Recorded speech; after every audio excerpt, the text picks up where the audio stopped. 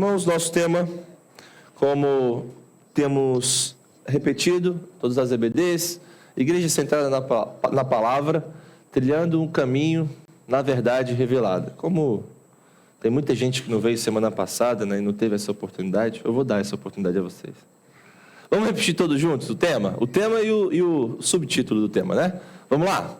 Igreja centrada na palavra, trilhando um caminho na verdade revelada. Excelente. Agora, Deus, tira esse slide aí pra gente. Tira tudo. Isso. Agora, vamos lá. Esse lado aqui vai repetir o tema do ano. E vamos ver se vocês vão ganhar desse lado daqui. Tá? 1, 2, 3 e... Igreja centrada na palavra, trilhando um caminho na verdade revelada. Tem uns que só riram.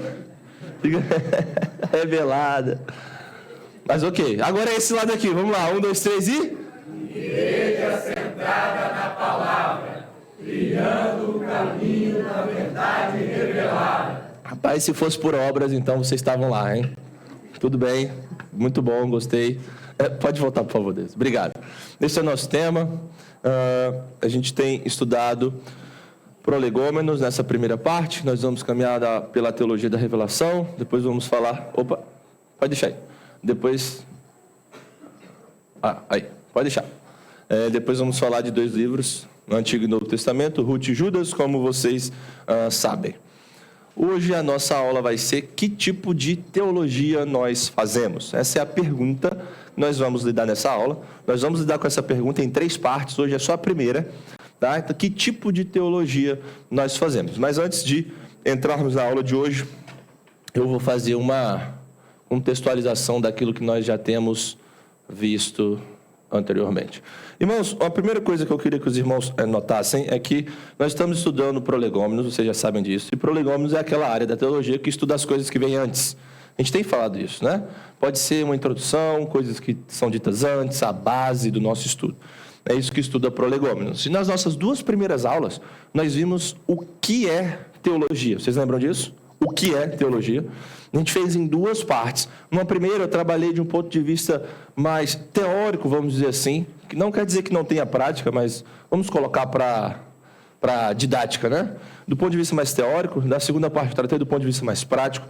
E nós vimos que a teologia é o estudo da revelação que Deus faz de si mesmo. E que, no final das contas, essa teologia tem que redundar em vida, em louvor, em uma vida para Deus. É isso que nós vimos. Então, teologia seria isso. Eu estou estudando a revelação que Deus faz de si mesmo, ok? E eu estou fazendo uma teologia para viver para Deus, para viver para Cristo. É isso que nós temos visto de forma bem resumida nas nossas 2 primeiras aulas. Depois nós avançamos e nós vimos o onde, quem e o quando. Onde nós fazemos teologia? Nós vimos isso na aula passada. Quem faz teologia? Vimos na aula passada. E quando faz teologia? Então, essas 3 perguntas você só vai ter aí na sua mente, no seu coração, se você assistir a aula anterior. Eu não vou ficar falando muito aqui, você vai lá e assiste, está gravado. Então, a gente respondeu mais 3 perguntas. E eu disse na aula anterior, na aula passada, que eu ia situar os irmãos um pouco mais naquilo que nós estamos fazendo.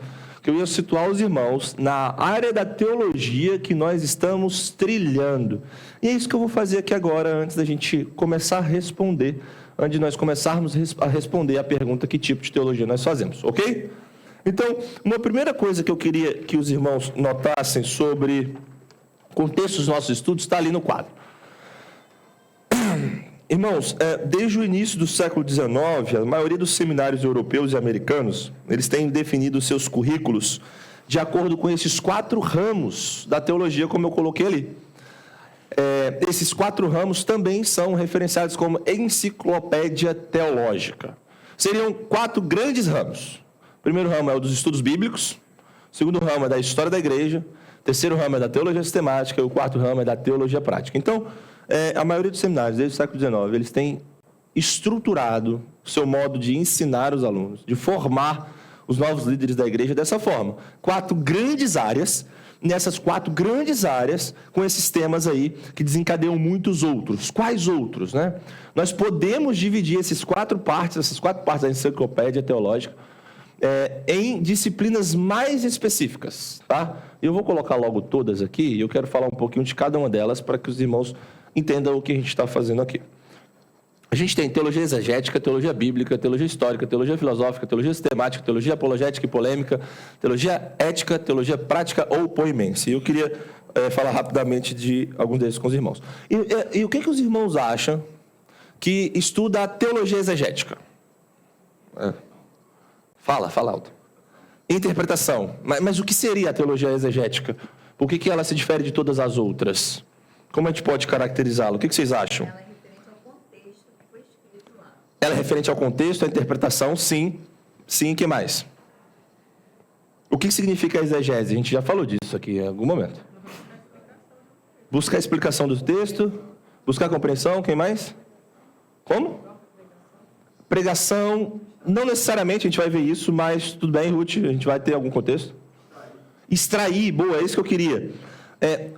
O que eu queria que os irmãos percebessem nessa parte aqui, eu vou passando cada um, é que a teologia ela está estruturada naqueles 4 grandes ramos que eu mostrei anteriormente, e daqueles 4 grandes ramos vêm esses menores.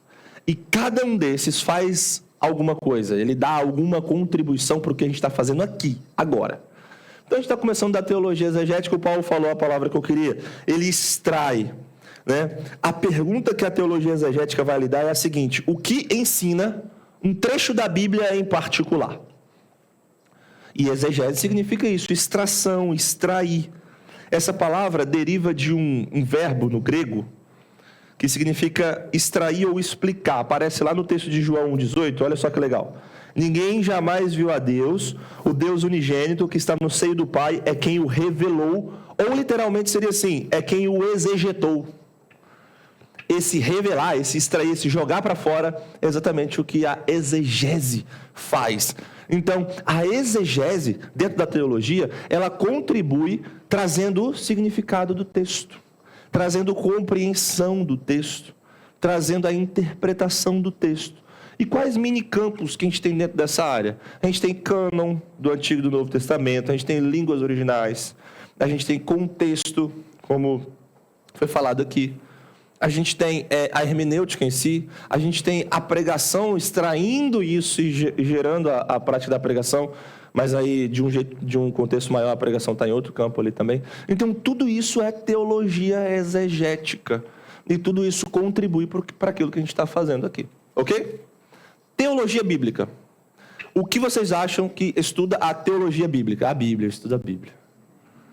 Sim, estuda a Bíblia, mas não tão amplo assim. Teologia bíblica aqui, irmãos, não é um adjetivo, né? Tipo, teologia bíblica, a minha teologia é bíblica. Não, é uma disciplina acadêmica, uma disciplina da teologia. E ela tem um foco particular. Qual é? O que os irmãos acham? Oi? Teologia pactual. Muito bom, Nívia. É um bom resumo. Quem dá mais? Quem pode falar um pouco mais ou contribuir? Muito bom, muito bom. Ela tenta encaixar as partes diferentes dentro do seu contexto. Vamos ser um pouco mais específico. A teologia bíblica, ela lida como uma doutrina particular da Bíblia se desenvolve em relação à história da redenção. Como uma doutrina particular se desenvolve dentro da história da redenção, dentro da teologia pactual. É isso que a teologia bíblica faz. Vocês querem um exemplo? Vamos pegar um tema. Tá? Vou pegar um tema. A habitação de Deus. Se nós estamos fazendo uma teologia bíblica e nós pegamos o tema da habitação de Deus, como que a gente trabalha ele? Então, a primeira coisa é, como que era a habitação de Deus no Éden? Como que era? Vocês que têm que responder.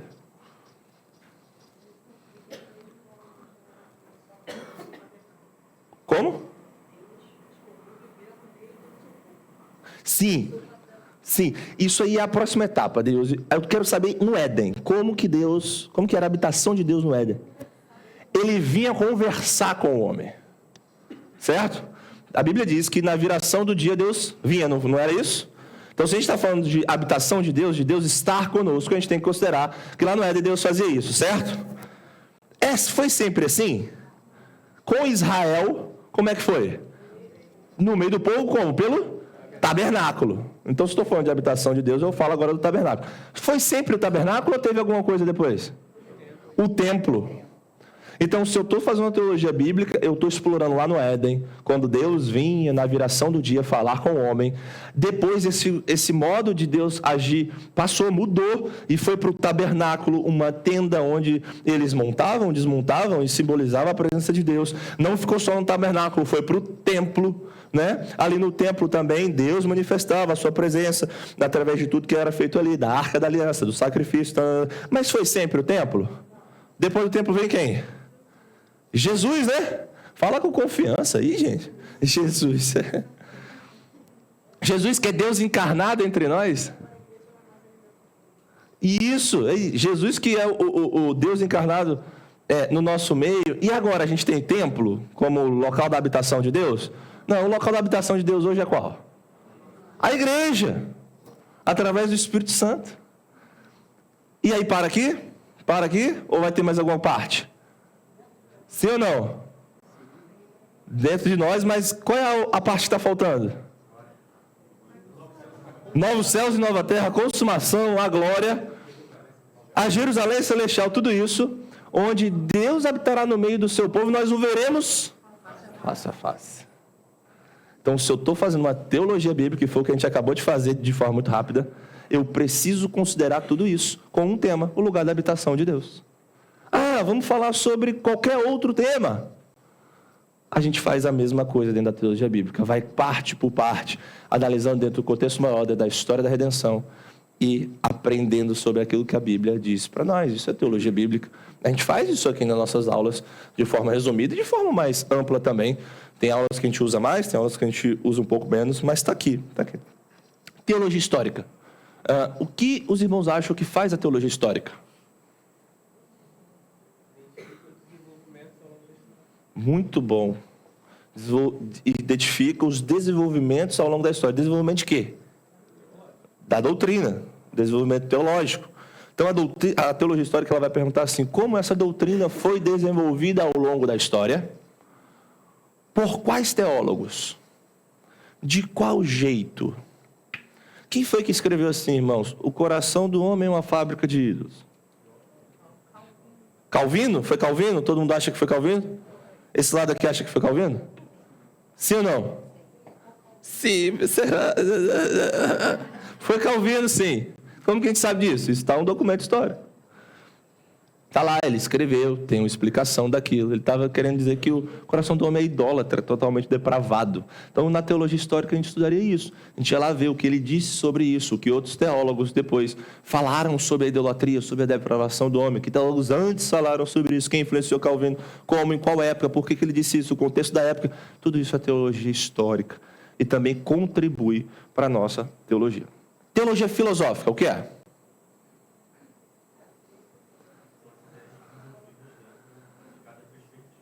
Tem a ver com filosofia, com certeza, como a Deus falou, a história do pensamento. Fala, foi boa a sua resposta, Mateus, fala.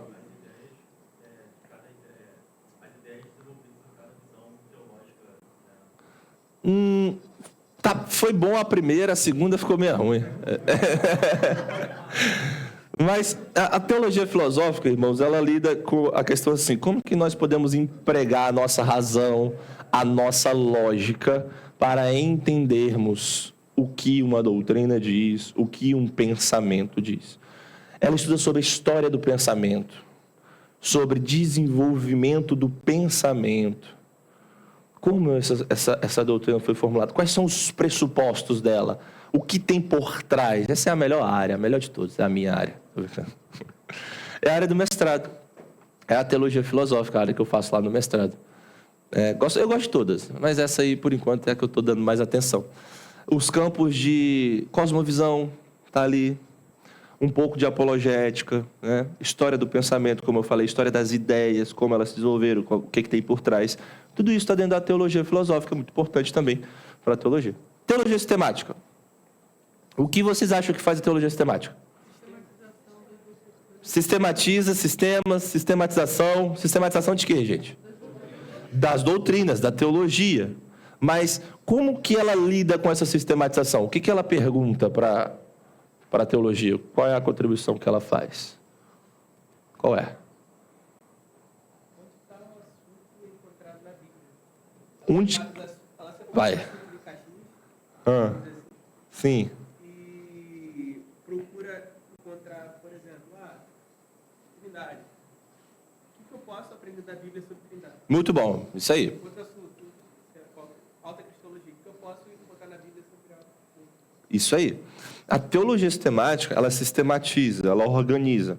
Mas, de modo mais específico, ela trabalha com a seguinte questão.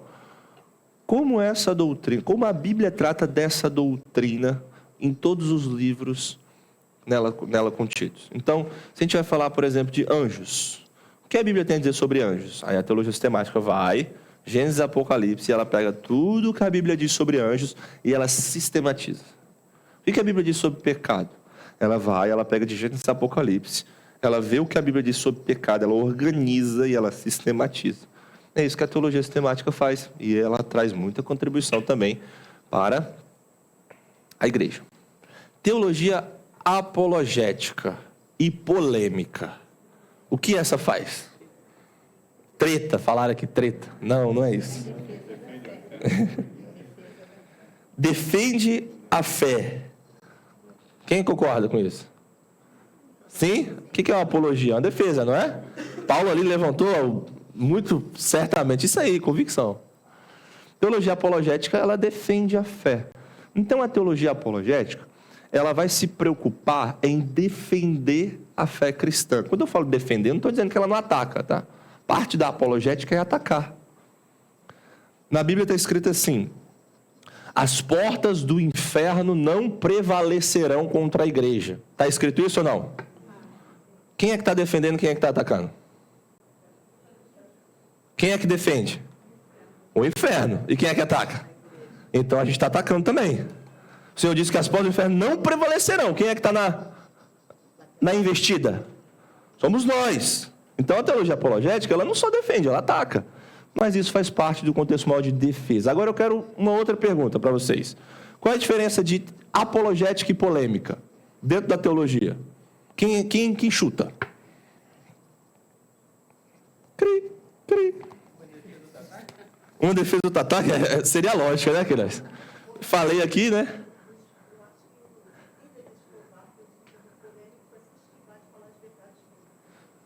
Está perto. Não é exatamente, mas está perto. A Deus chegou perto. Não é exatamente isso, mas está próximo. Fala. Ela fornece provas, mas não é essa a diferença. Deixa eu explicar a diferença para vocês. Normalmente, em teologia, quando a gente fala de apologética e polêmica, nós estamos querendo dizer o seguinte: normalmente, tá? A apologética, ela defende a fé de ataques externos. Então, a fé está sendo atacada pelo pós-modernismo, está sendo atacada pelo existencialismo, está sendo atacada pelo naturalismo. Vem de fora e ataca a igreja. Aí vem teologia apologética. Agora, quando o ataque é de dentro, falsos profetas, falsos ensinos, isso é chamado de teologia polêmica. Polemos, do grego, que significa guerra. Guerra à fé. Então, a teologia polêmica, ela é apologética, sim, mas ela se preocupa em defender a fé dos ataques de dentro, dos ataques internos. Judas está lá escrevendo assim: olha, eu estou escrevendo aqui para vocês para que vocês batalhem pela fé evangélica, porque no meio de vocês tem surgido gente, pastores, líderes que não são de verdade. O que ele está fazendo? Está fazendo uma teologia polêmica.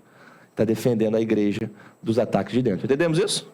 Então, se a gente falar de teologia polêmica, teologia apologética, vocês vão entender, né? Não é fazer treta, é defender ataques externos. Teologia ética, o que faz teologia ética? Aplicação? Você está sempre certa, né, meu amor? Ela faz aplicação. Aplicação de quê? Dos preceitos morais da Escritura, da ética das Escrituras. Então, ela lida muito com os 10 mandamentos, ela lida muito com as palavras de ordem do Senhor, com os princípios morais, com as aplicações das pastorais, com o Sermão do Monte, entre outras. Isso é a teologia ética. O que o Senhor diz, como eu tenho que viver. E a teologia prática, ou poimência? O que vocês acham que ela faz? Aconselhamento pastoral, pregação. Aí pregação entra aqui, na prática, né? Não que os outros não sejam práticos, né? A gente não pode pensar isso. Mas, e por que está ali, ou poimência? Por que poimência? Alguém sabe? Não. Não é de pregação. Pregação é homilética. Por quê? Muito bom, Juliane. Versada no grego. Poimência vem de poimen, que significa pastor no grego. Então, poimen, pastor, poimência, pastoral. Então, vem de cuidado pastoral. Tudo que é pregação, aconselhamento, está ali dentro da teologia prática, ou teologia de poimência, ou teologia do cuidado. Tudo isso a gente está fazendo aqui. Tudo isso. Eu não vou ficar falando, agora estou fazendo isso, agora estou fazendo isso, agora estou fazendo isso. Não, mas tudo a gente está fazendo isso aqui de alguma forma, de alguma parte. É isso que eu queria explicar para vocês. Os ramos da teologia, os 4, se dividem nesses 8. E tudo isso está sendo praticado aqui na nossa escola bíblica. Tudo isso está sendo feito. Isso nos ensina que todas as áreas da teologia têm a cooperar, que o propósito é a gente olhar para a palavra de Deus e glorificar mais o Senhor e utilizar todos os esforços de vários irmãos de todas essas áreas para chegarmos à compreensão, ao entendimento, à prática correta. Moisés, você acha que você se daria melhor em qual área aí? Respirou. Em todas. Qual, Moisés? Eu ia gostar da prática. Você ia gostar da prática, da poimência. Diego, você se daria bem em qual aí? Histórica? Você daria bem em filosófica também, Diego. Acho que seria legal. Flávio, você se daria qual aí? Filosófica? Vem, pode vir, essa é boa. Fábio, você se daria bem em qual? Sistemática? O que a gente tem feito aqui, né, de forma mais específica. Nívia, qual que você se daria aí? Poimência? Boa. Mariane, escolhe uma. Ética. Juliane. Ética e poimência. Querida Rosane. Não, essa não tem mais vaga. Acabou. A gente precisa de outras agora. Então, Tatiana, qual que você se daria aí? Que você acha que você se daria melhor? Apologética, é isso. Tem precisando de outras áreas. Faça esse exercício, olha para as áreas da teologia, vê qual que você se daria melhor. Estuda ela mais aprofundadamente. Vai ser uma bênção para a igreja. A gente precisa de todos esses esforços para o corpo de Cristo. Agora, ok, se nós temos todas essas áreas, aí eu vou pegar uma áreazinha ali que é a teologia sistemática. Eu falei para vocês que ela lida com tudo isso. Prolegômenos, doutrina de Deus, antropologia, cristologia, pneumatologia, soteriologia, eclesiologia, escatologia. E especificamente nós estamos pisando aonde? No primeiro. Lá na base, nos prolegômenos, que é uma área da teologia sistemática, que é uma área da grande teologia, que é uma área dos ramos. Olha como é que é específico. Mas eu quero que vocês vejam que essas coisas estão conectadas. Por isso que eu estou mostrando isso aqui. Não quero que vocês encarem isso como se fosse algo estanque, algo tão separado. As coisas estão juntas, estão conectadas e nós vamos nos beneficiar de tudo isso. É por isso que eu quis situar os irmãos aqui. Isso aqui é um resumo do slide anterior. Tudo isso pode ser resumido nisso. Prolegômenos, teologia, antropologia, cristologia, a gente pode resumir com uma palavrinha só ou duas. Revelação, Deus, homem, Cristo, Espírito Santo, salvação, igreja e últimas coisas. No final das contas, isso é um bom resumo do Evangelho. Você pode pegar isso aí, e ir falando, Deus se revelou lá no início, a sua vontade e tal. No princípio era Deus, e Deus criou o homem, e o homem pecou, e aí nós temos Cristo, e através do Espírito Santo ele regenera os nossos corações, e nos salva, e nos coloca dentro da igreja, e faz assim, um dia eu vou voltar, então me espere. Olha lá, tá aí. Todo o resumo para vocês aí, de mão beijada, Márcio. Tá vendo? Só aproveitar agora. Você já viu sua área de teologia? Sistemática, então, aqui. Você está precisando disso, Márcio. Você precisa olhar para isso aqui, tá? Você precisa saber disso de cor e salteado. Então, é aqui que nós estamos pisando, ali no primeiro, a revelação. E é para onde nós vamos concentrar nossa aula de hoje, na pergunta que eu falei lá no início. Espero que vocês não tenham perdido. A gente estava só contextualizando. Agora a gente vai entrar na nossa pergunta do dia, ok? Estão entendendo isso ou não? Sim? Está todo mundo indo bem? Esse material está lá nos que eu estou mandando lá pelo grupo da igreja. Então, está tudo escrito lá, você pode ver depois. Que tipo de teologia nós fazemos? Parte 1. A gente perguntou o que é teologia. A gente perguntou o quem faz teologia, onde faz teologia e quando faz teologia. E agora nossa pergunta é que tipo? Eu entendi tudo isso, pastor Jonatas, e a nossa pergunta agora é que tipo de teologia nós fazemos então? Muito bom, Deus. Se você já adiantou um pouco. Você está vendo aí no slide? Ela está vendo ali, gente. É isso que... é por isso, então. Ela está adiantando as coisas. Mas é isso aí. Eu vou resumir dessa forma. Que tipo de teologia nós fazemos? Resumo. Nós fazemos uma teologia cristã, uma teologia católica e uma teologia evangélica. É isso que nós vamos ver na aula de hoje. Nós fazemos uma teologia cristã, fazemos uma teologia católica e fazemos uma teologia evangélica. Ok? Vamos olhar mais profundamente cada um desses grandes tópicos. Eu vou destrinchá-los em tópicos menores, ok? Que tipo de teologia nós fazemos? Fazemos uma teologia cristã. E eu quero que você abra a sua Bíblia em 1 Coríntios 3. Peça essa Bíblia. 1 Coríntios 3, versículo 11. 1 Coríntios 3, versículo 11.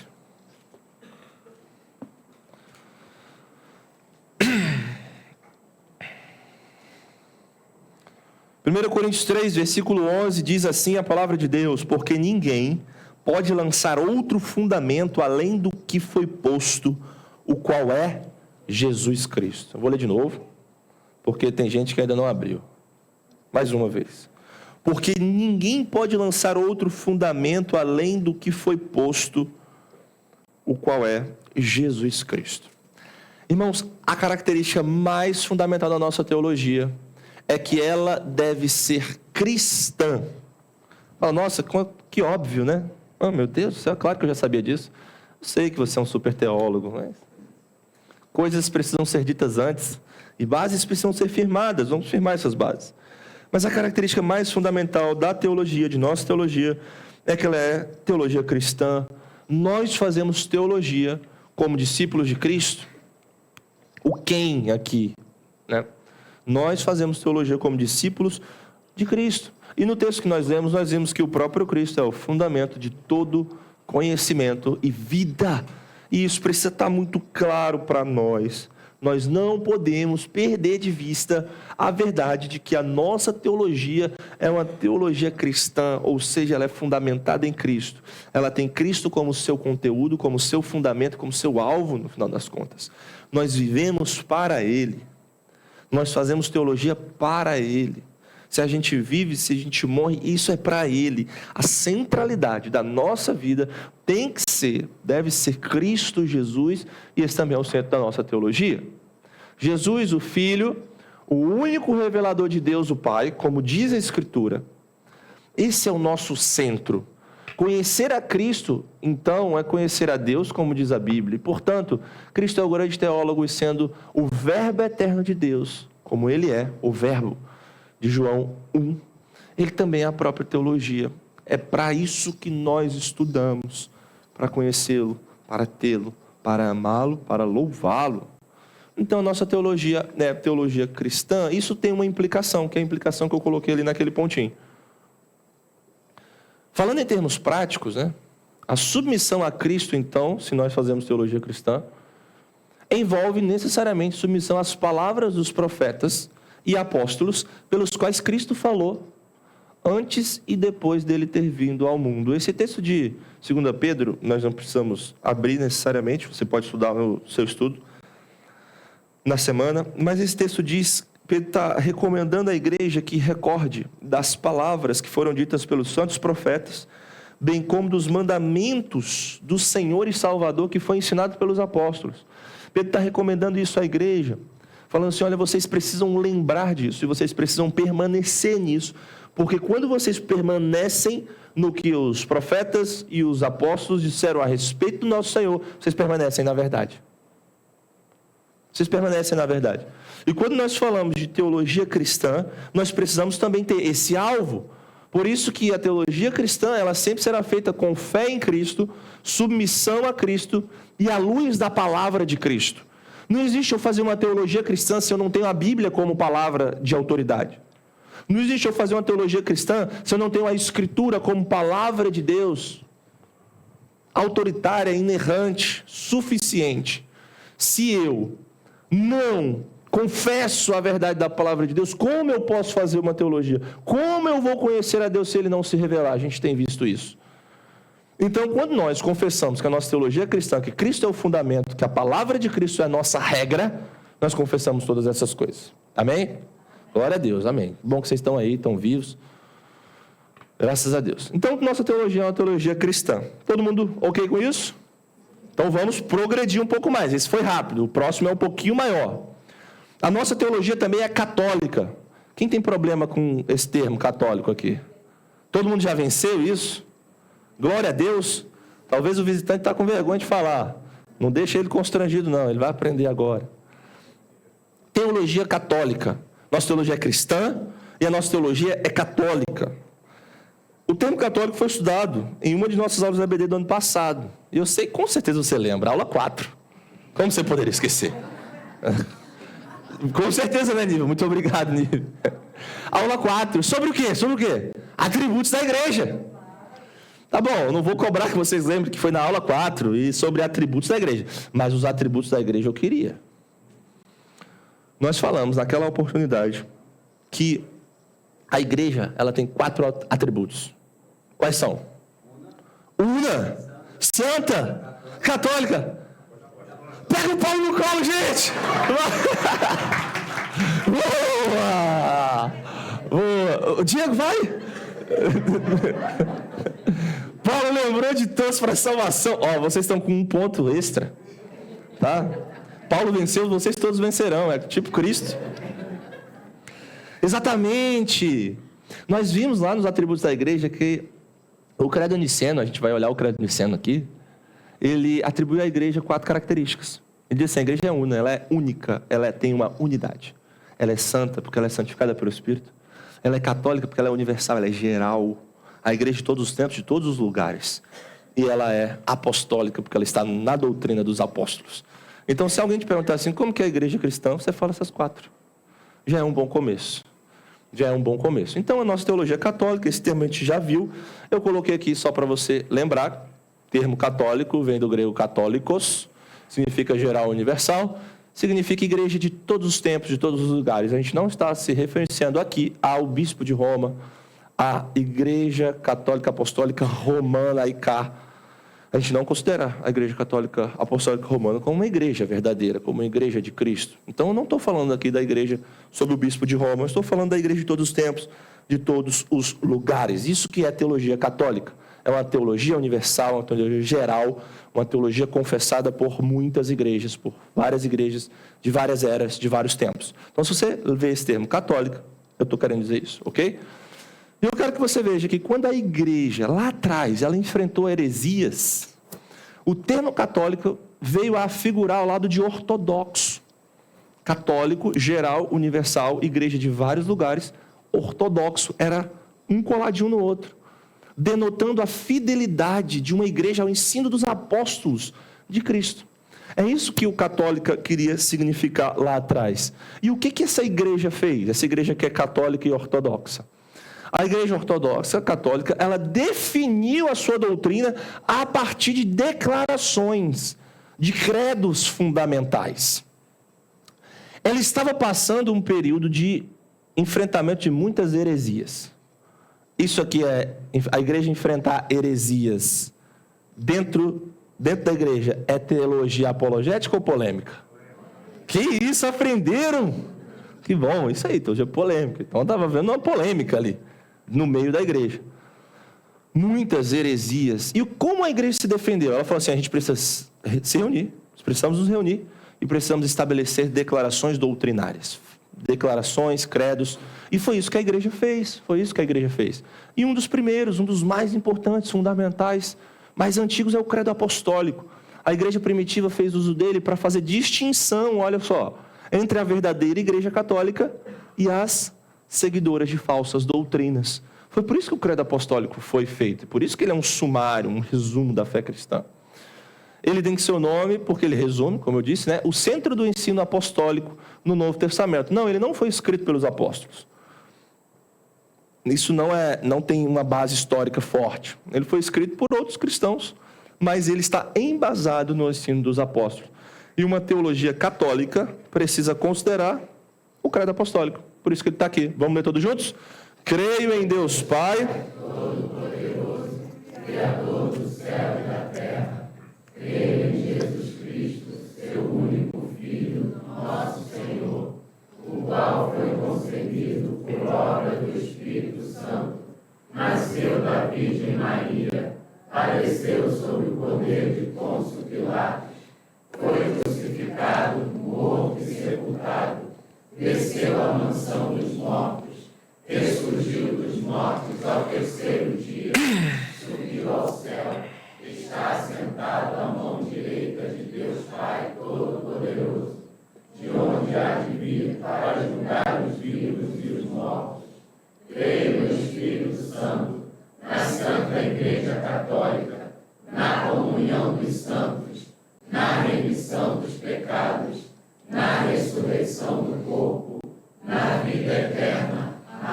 Amém. Amém.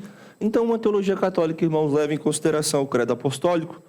Esses credos, como a gente vai ver, perceba como eles têm uma estrutura trinitariana. Eles sempre falam de Deus Pai, Filho, Espírito Santo. Ele centraliza os atos salvadores de Deus. Ele fala da obra mediadora de Cristo por nós. Essas verdades estão sempre ali, estão bem centrais. Gostaria que os irmãos estivessem bem atentos a isso. Não só o credo apostólico faz parte dessa gama de credos que foram feitos ali, são importantes para a teologia católica, mas sob a pressão do falso ensino, novamente, especialmente a negação ariana da divindade de Cristo.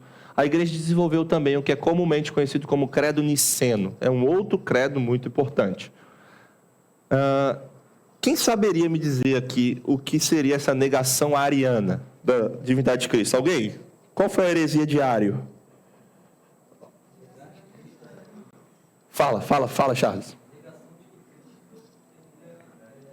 Tá certo, vai para a primeira, sempre a primeira. Vai na primeira. Isso, ele negava que Cristo era Deus, de forma específica. Ele negava que o Pai e o Filho são da mesma substância, da substância divina. Então ele dizia assim, olha, Cristo é até Filho de Deus, mas ele não é tão Deus assim, como Deus Pai. Isso, Paulo já está ali, aplicando, fazendo uma teologia apologética, né? Então, a negação ariana, ou a heresia de Ário, se você ouvir isso, ele está negando a divindade de Cristo de forma resumida. De forma específica, ele está negando que Cristo tem substância, é da mesma substância do Pai. E o credo niceno, ele teve que lidar com isso. Aí você fala assim, nossa, um problema tão pequeno, né? Gente, dá problema até hoje. Dá problema até hoje. Tem gente aqui do lado que crê nisso. Mas na igreja, ano 300, ano 400 depois de Cristo, está lidando com essas coisas. Isso é muito sério. Isso é muito sério. Então, esse credo, ele tem raiz lá no Concílio de Nicéia, foi feito mais ou menos ali por volta de 325 depois de Cristo, e é uma formulação majestosa e acurada da fé católica. E ele estabeleceu, olha que legal, o ensino oficial da igreja acerca da divindade de Cristo. Qual é o ensino da igreja sobre a divindade de Cristo? Credo niceno. Não precisa titubear, você não vai colocar na sua cabeça. Tá? Eu acho que Cristo é um pouco menos do que Deus. Opa, credo niceno, vamos ler o credo niceno. É por aí que você tem que ir. Então, eu vou ler aqui, esse credo, ele está um pouquinho maior, e eu queria que os irmãos acompanhassem essa leitura, a letra está menor, por isso que eu vou ler aqui. Tá? Creio em um só Deus, o Pai Todo-Poderoso, Criador do céu e da terra, de todas as coisas visíveis e invisíveis. E um só Senhor, Jesus Cristo, Filho unigênito de Deus, o gerado do Pai antes de todos os séculos, Deus de Deus, luz de luz, verdadeiro Deus de verdadeiro Deus, gerado e não feito, da mesma substância que o Pai. Legal essas expressões, né? A gente poderia ficar um tempão aqui, mas não dá. Você vai precisar estudar em casa e a gente aprofunda depois. Gerado e não feito, da mesma substância que o Pai, por meio do qual todas as coisas vieram a ser, o qual por nós, os homens, e pela nossa salvação, desceu dos céus e se encarnou do Espírito Santo e da Virgem Maria e se fez homem.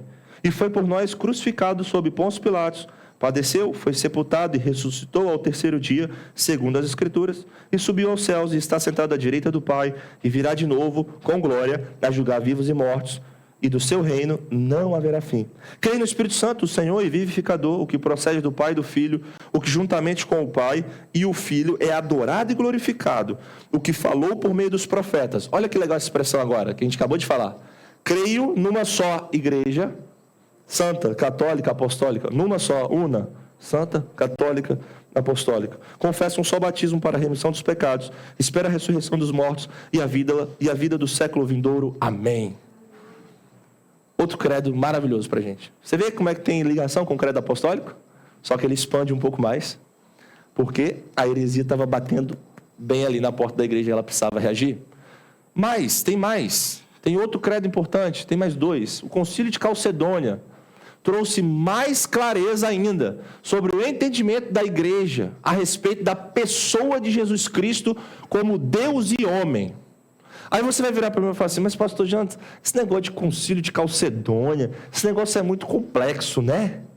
Você fala Concílio de Calcedônia direto. Se você é crente de fato. Porque quando alguém te pergunta assim, como que você explica a divindade e a humanidade de Cristo? Como você falaria, Fábio? 100% Deus, 100% homem. Perfeito aí. Calcedoniano. Desde o nascimento, separado por Calcedônia. Você fala, ele é 100% Deus, ele é 100% homem. De onde você está tirando isso? Da sua cabeça. Não. Você está tirando isso de uma formulação da igreja. Então, o Concílio de Calcedônia, ele visa trazer essa posição cristológica mais coerente, né? E ele repudia duas heresias. A heresia nestoriana, que defendia a existência de duas pessoas em Cristo, falava que Cristo tinha duas pessoas nele, habitando nele. E a heresia eutiquiana, a qual reduzia Cristo a uma só natureza. Aí falava assim, não, a divina é maior do que a humana. Então, Cristo é meio que um fantasma divino, meio que Deus, ele não é tão homem assim. Então, a igreja estava rejeitando essas duas coisas. E ela fez o credo de Calcedônia. O resultado ficou conhecido como definição de Calcedônia. Esse é maravilhoso. Fábio, você fica de pé ali para a gente aí, por favor. Se você quiser, pode... Tem ali também. Ah, não, ali está longe. Ali está meio longe. Espere rapidinho, Fábio. Como você é calcedoniano, você vai ler Calcedônia. Fiéis aos santos pais, todos nós, perfeitamente unânimes, ensinamos que se deve confessar um só e mesmo Filho, nosso Senhor Jesus Cristo, perfeito quanto à divindade e perfeito quanto à humanidade, verdadeiramente Deus e verdadeiramente homem, consistindo de alma racional e de corpo, consubstancial com o Pai, segundo a divindade, e consubstancial conosco, segundo a humanidade. Em tudo semelhante a nós, excetuando o pecado, gerado segundo a divindade pelo Pai antes de todos os séculos, e nestes últimos dias segundo a humanidade. Um e o mesmo Cristo, Filho, Senhor, unigênito, que se deve confessar em duas naturezas, inconfundíveis, imutáveis, indivisíveis, inseparáveis. A distinção de naturezas de modo algum é anulada pela união. Antes, é preservada a propriedade de cada natureza, concorrendo para formar uma só pessoa e em uma subsistência. Não separado nem dividido em duas pessoas, mas um só e o mesmo Filho, o unigênito, Verbo de Deus, o Senhor Jesus Cristo, conforme os profetas desde o princípio acerca dele testemunharam. E o mesmo Senhor Jesus nos ensinou e o credo dos santos pais nos transmitiu. Amém. Vocês viram como é mais específico? Vocês viram como tem várias palavras difíceis ali? Consubstancial com o Pai. Ele precisava ser mais específico. A heresia novamente está batendo na porta da igreja. E o credo está indo lá atacar e firmar. Não, nós cremos nisso, não tem mais dúvida. E quem não afirma isso? Herege. Não está se dobrando, se submetendo à doutrina das Escrituras. Não é a doutrina do credo. O credo está fazendo algo que a Bíblia está confessando. E a igreja estava precisando daquilo naquele momento. Por fim, quero destacar só mais um credo, que é o de Atanásio, que foi amplamente também usado pela cristandade. O nome vem de Atanásio, que é um bispo, mas não foi ele que escreveu. É batizado com o nome dele por causa da doutrina que ele professava, mas não foi ele que escreveu. E também fala sobre a trindade e a divindade de Cristo. Vocês perceberam como isso é um tema bem polêmico? Trindade, divindade de Cristo. Olha como essas coisas estão mais estabelecidas para nós hoje. Mas por que está estabelecido para nós? Porque teve gente que lutou lá atrás. Teve gente que lutou lá atrás e nos deu esse legado, né? O credo de Atanásio, ele data do século V, é de origem latina, mas sua forma completa provavelmente só se deu lá para o século VIII. Tá? Ele é mais explícito que os credos apostólico e niceno e permanece também como um ótimo compêndio de teologia trinitariana e cristológica. Então, se você está precisando de aprender mais sobre Trindade, sobre Cristo, você vai para os credos, você vai ter um ótimo recurso. Deixa eu ler esse credo para vocês. Eu não coloquei ele todo, ele é um pouco maior, ele é o dobro disso aí, daria 2 slides desse mesmo tamanho, mas eu peguei algumas partes que eu julguei serem importantes para a gente. Todo aquele que quiser ser salvo, olha só que legal, começa batendo o pé. Todo aquele que quiser ser salvo, é necessário, acima de tudo, que sustente a fé universal. Que fé é essa? E a fé católica é esta, que adoremos um único Deus em trindade e a trindade em unidade. Não confundindo as pessoas, nem dividindo a substância, porque a pessoa do Pai é uma, a do Filho é outra, a do Espírito é outra. Mas no Pai, no Filho e no Espírito Santo há uma mesma divindade, igual em glória e coeterna majestade. O que o Pai é, o mesmo é o Filho e o Espírito Santo. O Pai não é criado, o Filho não é criado, o Espírito não é criado. O Pai é ilimitado, o Filho é ilimitado, o Espírito Santo é ilimitado. O Pai é eterno, o Filho é eterno, o Espírito Santo é eterno. Contudo, não há 3 eternos, mas um eterno. Portanto, não há 3 seres não criados, nem 3 ilimitados, mas um não criado e um ilimitado.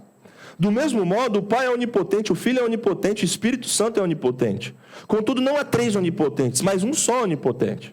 Assim, o Pai é Deus, o Filho é Deus, o Espírito Santo é Deus. Contudo, não há 3 deuses, mas um só Deus. Portanto, o Pai é Senhor, o Filho é Senhor e o Espírito Santo é Senhor. Contudo, não há 3 senhores, mas um só Senhor.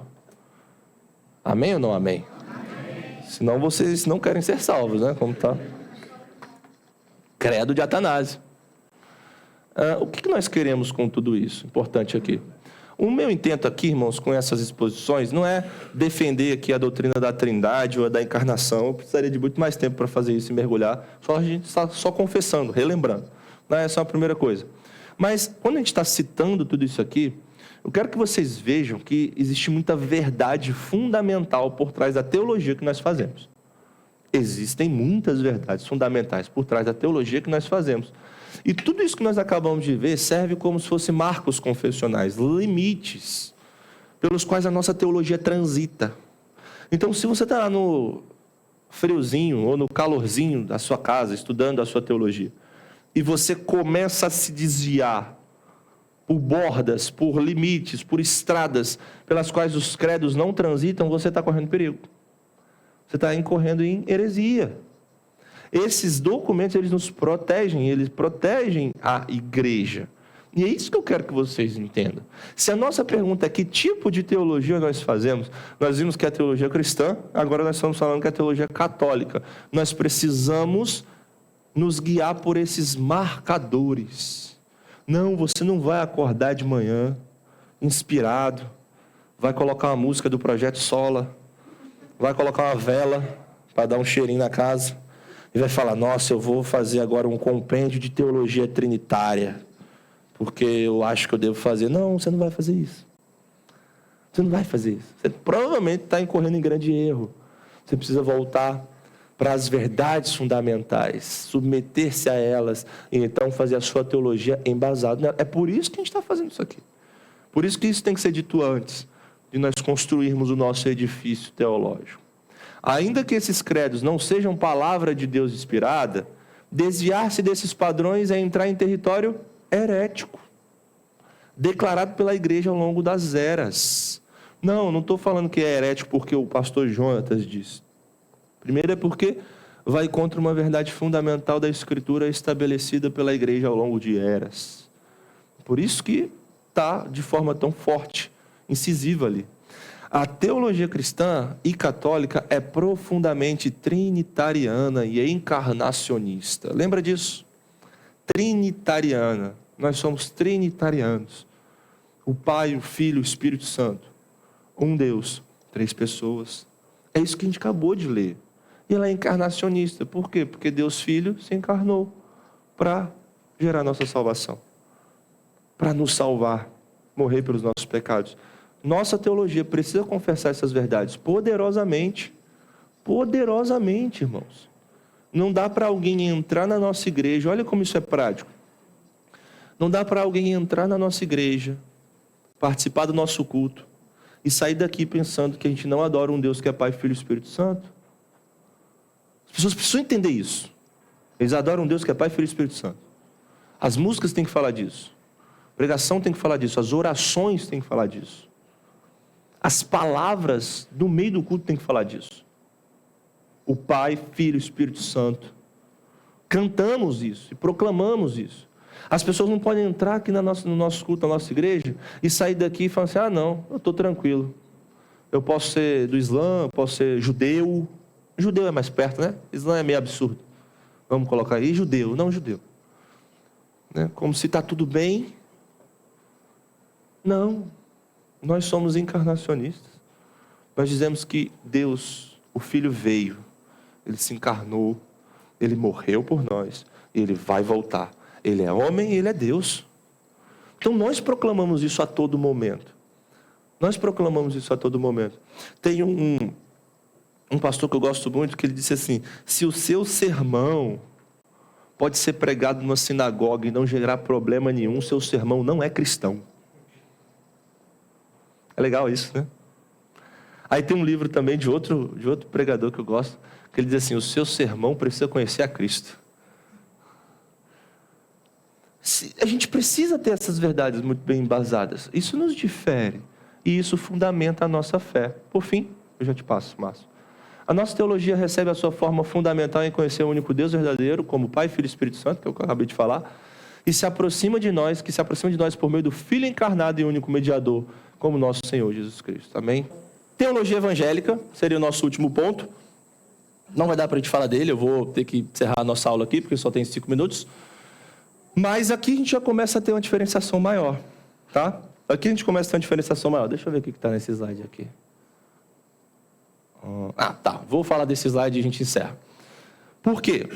Uma primeira coisa importante para a gente ver ali. Além de ser cristã e católica, como nós estávamos vendo, a nossa teologia ela é também evangélica. Ela é evangélica por quê? Porque ela deriva de um termo, evangelho, que significa boas novas. Mas o que esse termo significa? Eu sei que existe muito debate e muita ambiguidade ao redor desse termo evangélico hoje em dia. Então, muita gente diz que evangélico é uma coisa, é outra. Tem outros que dizem que o termo não significa nada porque não tem conteúdo, porque que evangélico pode ser qualquer coisa. Mas, aqui, nesse sentido, nas nossas aulas, eu quero abordar esse termo do sentido mais antigo, mais profundo e mais abrangente. Que significa o quê? Quando eu falar de teologia evangélica, eu quero que nós definamos isso com referência ao evangelho bíblico, um ponto, ao evangelho bíblico, aos ensinos das igrejas reformadas, então, a partir da reforma protestante, declarada em suas confissões e sumarizado nos 5 solas. Então, quando eu estiver falando de evangélico aqui, eu estou fazendo referência a 3 coisas. Primeiro, o evangelho bíblico. E nós vamos ver o que o evangelho bíblico diz nas nossas próximas aulas e por que eu estou querendo dizer isso. O evangelho bíblico, essa é a primeira coisa. Segundo, a teologia que foi proclamada e herdada na reforma protestante e que nós temos através das confissões. E terceiro, pelo sumário dos 5 solas, que é o que a gente vai estudar na nossa igreja, por exemplo. Né? É o que nós vamos estudar na nossa igreja. E a gente vai ver muito brevemente aqui. Aí agora o negócio vai ficar mais estreito. Vai ficar mais estreito, porque isso vai se diferir de outras linhas dentro também da teologia cristã, por exemplo, e católica. Entendemos isso?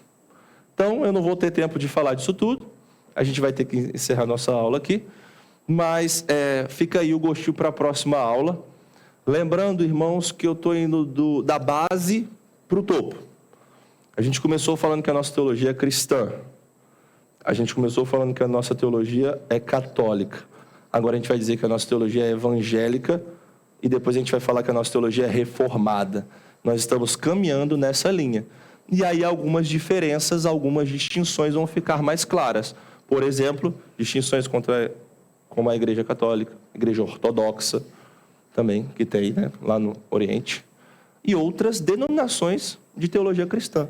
O que é diferente? A gente vai ver isso e vai ver como essa aplicação dos credos e daquilo que eu falei no início da aula vão fazer sentido mais à frente. Ok? Sim ou não? Estão entendendo? Que tipo de teologia nós fazemos? cristã e evangélica. Até aqui. Depois a gente vai ver mais coisas. Falta 1 minuto só. Eu vou orar para a gente acabar. Irmãos, eu já recebi algumas perguntas de vocês. Algumas perguntas boas, que provavelmente não daria para eu comentar aqui durante a aula, tá? Mas que no momento de perguntas e respostas vai dar para comentar melhor. Se você tem uma pergunta dessa e que você vê que talvez em 1, 2, 3 minutos não dê para a gente resolver, que a gente precisa de mais tempo, manda, formula para a gente, né? Essa que o Márcio trouxe aqui, que o Diego comentou, é uma boa questão, é uma questão que demoraria um tempão para a gente responder. A gente está tratando de coisas mais resumidas, mas como eu falei, as próximas 2 aulas eu creio que ajudará bastante nesse sentido para a gente definir mais essas coisas. Agora eu quero que os irmãos pensem nesses círculos que a gente está avançando, nessa base que a gente está caminhando para o topo e como isso será aplicado lá na frente. Mas se você envie a sua pergunta, em 4 ou 5 aulas a gente vai ter nosso momento para falar dessa primeira bateria da nossa EBD. Tá bom? Então vamos orar?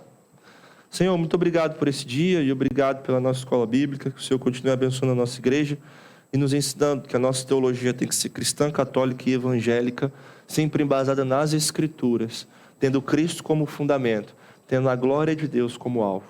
Nos ensina, Senhor, e nos faz olhar para Ti mesmo, para a Tua palavra, em nome de Jesus. Amém.